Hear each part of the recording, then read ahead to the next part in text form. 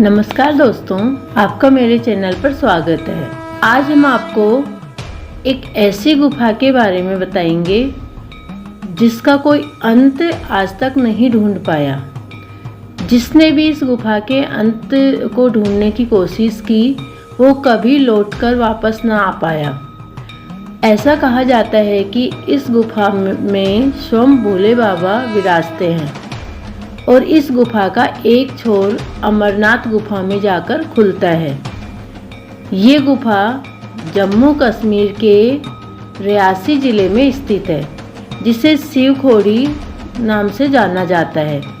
इस गुफा को भगवान शिव का निवास स्थान माना जाता है, जहाँ भगवान शिव रहते हैं। इस गुफा की लंबाई की बात करें तो ये 150 मीटर लंबी बताई जाती है। शिव खोड़ी गुफा के अंदर भगवान भोले 4 फीट ऊंचे शिवलिंग के रूप में विराजमान है, जिस पर प्राकृतिक रूप से पवित्र जल की धारा बहती रहती है। ये गुफा भगवान शिव के प्रमुख पूजनीय स्थलों में से एक है।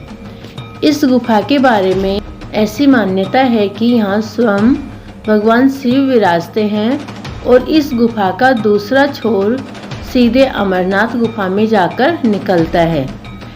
इस गुफा में मौजूद शिवलिंग के पास ही पिंडियां भी स्थित है, जिन्हें भगवान शिव, माता पार्वती, कार्तिकेय भगवान और गणेश जी के रूप में पूजा जाता है। भगवान शिव को उनके परिवार सहित पूजने पर भगवान भोले अपने भक्तों की मनोकामना को पूरी करते हैं। यही आपको जानकर हैरानी होगी कि इस गुफा का निर्माण स्वयं भगवान शिव द्वारा किया गया था। दरअसल भगवान शिव ने इस गुफा का निर्माण भस्मासुर को सबक सिखाने के लिए किया था। पौराणिक कथा के मुताबिक जब भस्मासुर एक राक्षस था, उसने भगवान शिव को घोर तपस्या करके प्रसन्न किया था। भगवान शिव ने उसे मनचाहा वर मांगने को कहा। ऐसे में भस्मासुर ने भगवान शिव से वरदान मांगा कि वह जिस किसी के भी सिर पर हाथ रखे वो भस्म हो जाए। भगवान शिव ने तथास्तु कहकर भस्मासुर को ये वरदान दे दिया और उसके बाद भस्मासुर सबसे पहले भगवान शिव को ही भस्म करने के लिए निकल पड़ा। इसके बाद भगवान शिव और भस्मासुर के बीच घोर युद्ध हुआ और जिस स्थान पर ये युद्ध हुआ उसे रणसु या रणसु नाम से जाना जाता है। क्योंकि इस जगह पर युद्ध हुआ था, इसलिए इस जगह का नाम रणसु पड़ा। इस युद्ध के दौरान भस्मासुर अपनी हार मानने को तैयार नहीं था और भगवान शिव उसे मार भी नहीं सकते थे, क्योंकि उसे अभय होने का वरदान खुद भगवान शिव द्वारा ही दिया गया था। ऐसे में भस्मासुर को सबक सिखाने के लिए भगवान शिव ने एक ऐसी जगह ढूंढी जहां भस्मासुर भगवान शिव को न ढूंढ सके। तब भगवान शिव ने पहाड़ों को चीरकर एक गुफा का निर्माण किया और उसके अंदर छिप गए। ये वही गुफा है जिसे आज हम शिव खोड़ी गुफा के नाम से जानते हैं।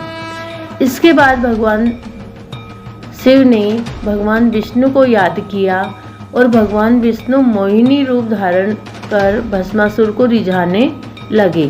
मोहिनी रूप में भस्मासुर इस कदर डूबा कि उसने नृत्य करते करते अपने ही सिर पर अपना हाथ रख दिया और वो भस्म हो गया।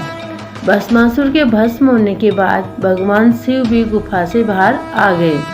ऐसा कहा जाता है कि भगवान शिव द्वारा बनाई गई इस गुफा में मौजूद शिवलिंग और पिंडियों से आगे कोई नहीं जा पाता। अगर कोई व्यक्ति शिवलिंग के दर्शन कर गुफा में आगे जाता है तो वो वहाँ से कभी वापस नहीं लौट पाता। वही ये गुफा शिवलिंग से आगे 2 रास्तों में बढ़ जाती है। ऐसा कहा जाता है कि इसका एक छोर अमरनाथ गुफा में जाकर निकलता है और वही गुफा के दूसरे छोर के बारे में आज तक किसी को भी कोई जानकारी प्राप्त नहीं हो पाई। शिव खोड़ी जाने के लिए रणसु से 3 से 4 किलोमीटर की चढ़ाई करनी पड़ती है।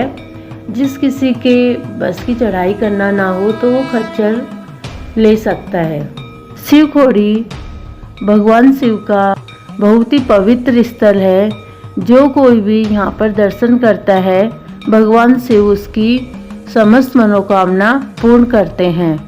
यदि आपको मेरी ये वीडियो पसंद आई हो तो लाइक और सब्सक्राइब जरूर करें। धन्यवाद।